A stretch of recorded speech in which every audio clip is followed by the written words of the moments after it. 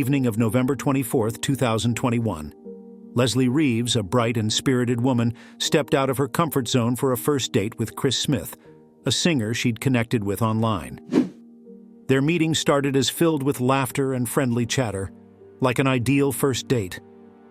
But beneath the surface of their warm smiles and easy conversation, something sinister was brewing.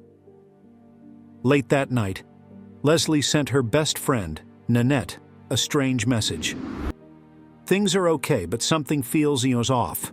She didn't explain further. Hours later, as Thanksgiving morning dawned, Leslie was unreachable on her phone, and Nanette's unease turned into full-blown panic. When Nanette drove 65 miles to Chris's small-town home, she had no idea she was stepping into a nightmare. A shattered back door, a lifeless body inside. The brutal reality of what had happened to Leslie Reeves would leave her shaken, and a community in mourning. What went so horribly wrong after that seemingly innocent first date? How did a night full of promise end in tragedy? Stay tuned as we unravel the events leading to Leslie's final moments, the chilling details of what happened inside that house and the questions that still haunt her loved ones today. Chris was barely conscious when the authorities found him. They rushed him to the hospital, and deputies began clearing the house in search of clues. Josh Easton from the Illinois State Police Crime Scene Unit arrived later that day to take over and document everything. The investigation began at the side door, where it was apparent someone had entered by breaking in. Inside, the kitchen was a mess. The refrigerator was pushed back from the wall, and a table and chairs knocked over. There was no weapon in sight, so the cops thought maybe there might have been another person who was present. Plus, the police found a burnt pizza in the oven, as if someone had just sat down to eat before everything happened. Easton guessed maybe that the house dwellers were defending themselves from an intruder, which Leslie ran into the living room after Chris was shot. They found Leslie in the living room, a gunshot wound to her head. Chris was also found in the kitchen. The blood covered the cabinets, countertops, even the refrigerator. There were two 9mm silver bullet casings, one in the kitchen and the other by Leslie's body. The detectives looked into the backgrounds of the victims for some indication of what could have led to the bloodshed. Chris Smith was 48 years old. He was a divorced dad and an area pool contractor. Some said he would come to local events around Halloween for pumpkin painting with the kids. His family said that he was a homebody who loved tinkering with stuff in his backyard and just hanging out with his dog, Tiki. In fact, Tiki may have proved to be a lifesaver, remaining beside Chris through the 12 hours he lay injured before being discovered. On the other hand, Leslie Reeves was a divorced mom of two, living in Troy, just about an hour south of Farmersville. She had a master's degree in engineering but wanted to switch gears and dive into a career that was all about fitness and empowerment. However, while Leslie was about uplifting other people, her private life had its ups and downs. Her friend Nanette was, however, particularly worried about Leslie's ex, Robert "Bobby" Tarr. Leslie had chosen to cut ties with him once and for all, saying she needed to cut off all connections. Questions continued to pile up in an attempt to prove what had occurred. Who could do something so horrific and why? Families and the authorities were equally left stumped by the tragedy and how to bring justice. Hours after the incident that day, a buzz ran around the community that Leslie had been killed. Amy Steinhauer was one of the closest friends to Leslie. She heard the news and immediately thought of Bobby Tarr. Amy also knew him before. She never had liked him at all, but never thought that he could be violent. She cared for him as much as anybody else did, but she was still nervous enough to call the office of the sheriff and tell them about Bobby's name, only to find him already pointed out as a person of interest. Meanwhile, doctors at Springfield, Illinois, 85 miles north, fought to save Chris Smith. He was shot in the head. His family was worried as they rushed to the hospital that was 2 hours away from home. The doctors had to remove part of his skull and some fragments of the bullets before putting him into a medically induced coma. To try to piece things back together, they soon learned Chris actually was with Leslie before all hell broke loose. Knowing little about her, Chris's family then shifted their focus towards Nanette, who of course pointed the finger at Leslie's ex-boyfriend, Bobby Tarr. sheriff's deputies arrived at Bobby's residence in Collinsville, an hour south from where the crime occurred. Bobby cooperated wholeheartedly and he agreed to come. When the questioning continued, Bobby testified that he and Leslie were still together, whereas Leslie's friends testified that they had already broken up.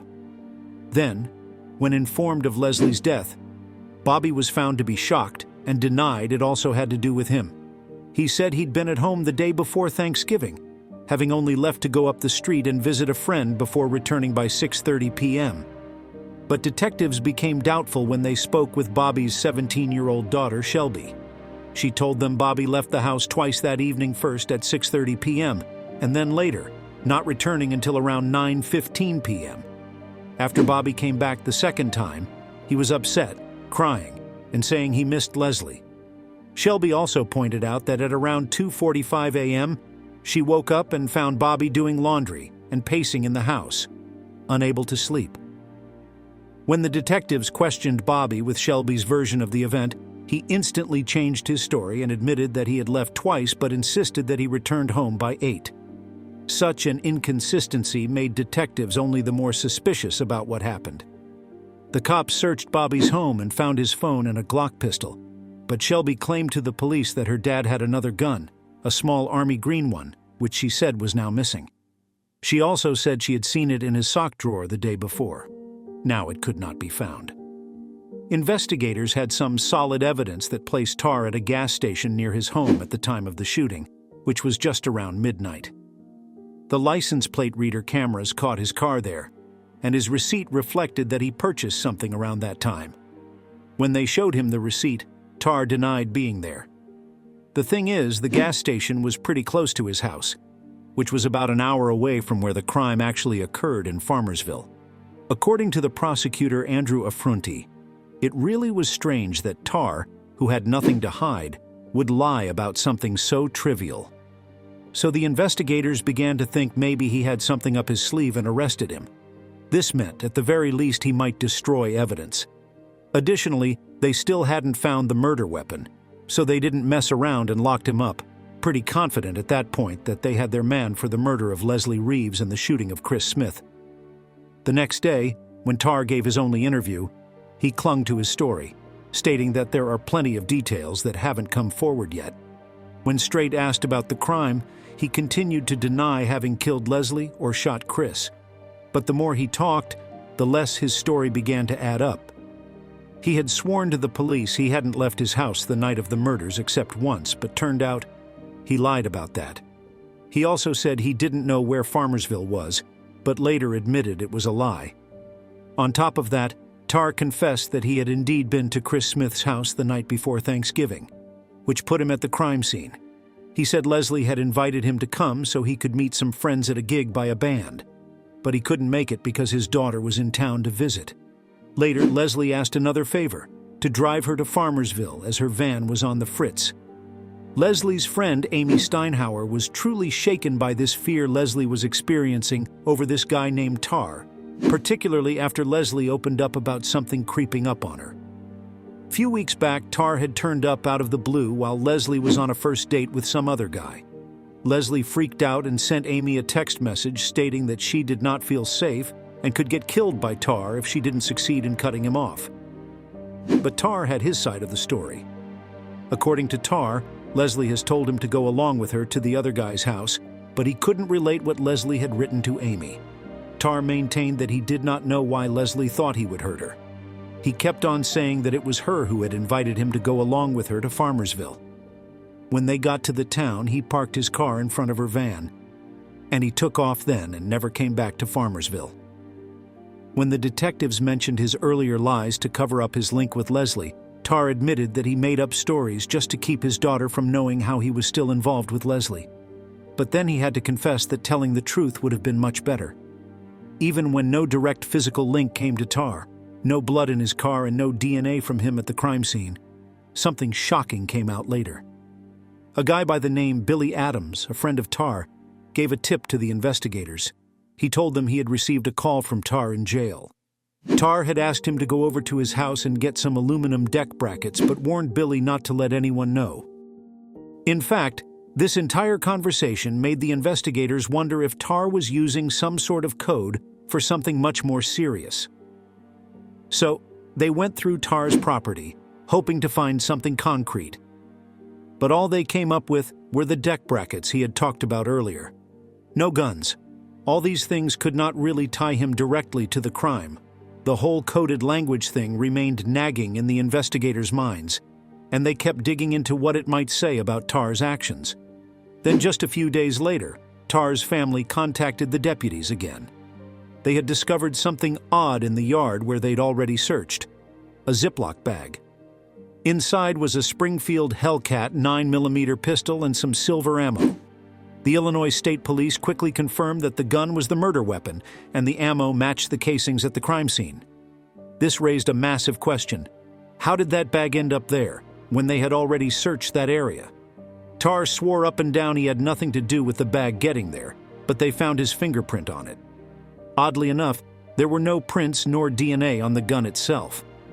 Cops thought maybe the gun had been cleaned, but they found a trace of Leslie's DNA on it. That raised some eyebrows. Could mean the gun has been fired at close range? Tar stuck to his story, insisting that the gun belonged to Leslie and that he'd sold it to her. Leslie Reeves was also no stranger to firearms. She'd trained with them alongside friends like Howard Bolton, a close buddy. Bolton attested under oath that Leslie was familiar with guns, but he rejected Tar's claim that she possessed the Hellcat. He claimed that Leslie had never used that model in training, and Bolton was quick to point out that the DNA of Leslie on the guide rod could only be there if the gun had been fired from up close. So the whole case against Tar was based upon the notion that he wanted to end Chris Smith, the only living witness to the whole mess up. The big question was, once Chris awakened, could he point a finger at Tar as being the one behind it all? While Chris was still knocked out in a coma, the authorities even brought in a grand jury, which ended up charging him with 2 counts of soliciting murder, all based on what an inmate said. This guy claimed Tar had paid him $110,000 to take out Chris and the detective working on the case. But Tar said it was all a lie, cooked up by some former cellmate of his. According to him, he had loaned this guy $10,000 for his bond, and it had nothing to do with Chris. As you can see, it was a clear to-and-fro game of confusion. Fast forward to early January 2022, and Chris finally wakes up about 2 months after the shooting. But his memory was totally wiped out. He couldn't remember a thing about what happened, not even about Leslie Reeves, with whom he was on their first date. The only thing he did remember was reaching out to his friend Mark Reardon, a talk show host, but that was it. Chris had a tough road ahead of him. Physical therapy was grueling, and he was still dealing with paralysis, especially in his left leg. His life had flipped upside down, but he wasn't about to give up. He started hitting the gym again, working toward walking without help one day. Plus, he jumped back into his role as the lead singer of his rock band. But he knew things would never be the same. The emotional and physical weight of what happened was a lot to carry. There was still a bullet lodged in his brain, too risky to remove. Despite all that, he kept pushing himself, even though he got frustrated with his limits. He had to move back into his mom's place, which was a huge change after living on his own for so long. His mom was grateful he survived, but she couldn't help but grieve for the life he'd lost in the process. Chris, who now lives in St. Louis, is about 2 hours away from his 12-year-old daughter and ex-wife. He really misses his daughter and wishes he could see her more often, but he can't visit because he can't drive. Meanwhile, there's this trial coming up for Robert Tar, the guy accused of shooting Chris. It was set for April 2024. But despite the trial being such a big deal, Chris said he won't be there. He told the prosecutor that his anger is too much for him to sit through it. When the prosecutor asked if he thought he could handle being in the courtroom, Chris said, "No way. I know myself too well." In the court, Robert Tar kept insisting that he's not a violent person, but the prosecution painted a different picture.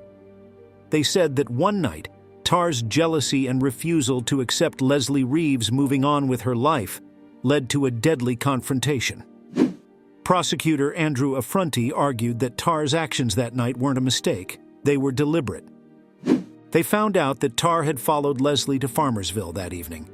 and his phone records showed that On top of that, Tar sent a text to his friend Billy Adams, doubting Leslie's reasons for being out and suggesting she was meeting another guy.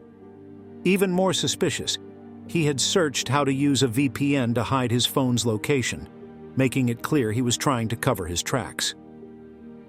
Authorities managed to track Tar's every move with some surveillance footage and cell tower data. That day, after hitting up a gas station, he headed back to Farmersville. Prosecutor Affronti thought Tar was on a mission to hurt both Chris and Leslie, based on what he did and the evidence they found. The prosecution believed that around 1 a.m., Tar tried to break into Chris's house through the back door.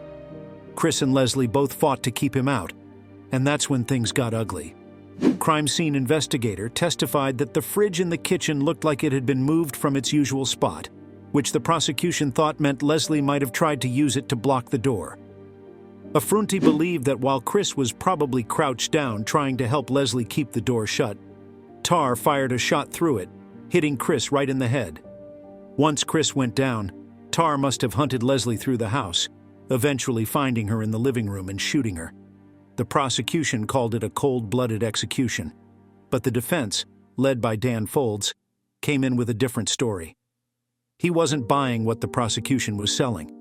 He pointed out that there was no evidence, no fingerprints, no blood showing that Leslie had moved the fridge.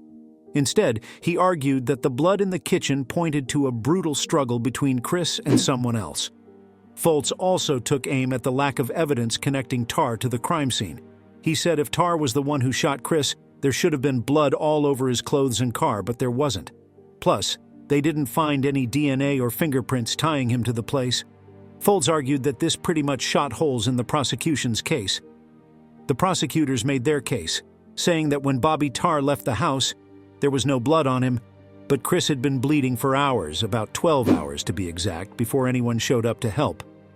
Now, they didn't have much forensic evidence directly tying Tar to the crime scene, but they pointed to his phone records, the inconsistencies in what he said to the cops, and some stuff they found in his car, a Hellcat. They argued that when you put all of this together, it was pretty clear he was involved. After about 3 hours of deliberation, the jury finally found Tar guilty of first-degree murder and attempted murder. Fast forward 2 months, and during sentencing, Chris had the chance to speak. He talked about how the shooting had completely wrecked his life. He lost his home, his truck, everything. The cameras were turned off during the sentencing, so it was all kept pretty private. Tar still denied shooting Leslie and Chris, but the judge sentenced him to 85 years in prison. Leslie Reeves was the kind of person who lit up every room she entered. She was all about her kids and spent so much of her time fighting for women's rights, especially for those who'd been through abuse. Losing her was like losing a part of the world's light, and it still stings for everyone who knew her. Then there's Chris Smith, who never thought he'd find himself on the other side of domestic violence. It's something he never saw coming, but now he's on a mission to help others by telling his story. He's working on a book about everything he's gone through, trying to make sense of the pain, and he's so thankful for the second shot at life he feels he's been given. Later, he's found love again with a woman named Michelle Albray, whom he calls his angel. It's inspiring to see him slowly getting back to normal life, accepting the past. But do you really think Tar was not the killer? Do you think the real culprit is still out there? Or is it Tar who's the real culprit? Drop your views in the comments below. And if you want to know about an even more twisted and mysterious real-life murder story that police literally struggled to solve for a long time, just click on this video. Give this video a like and don't forget to subscribe to this channel for more true crime content. See you soon.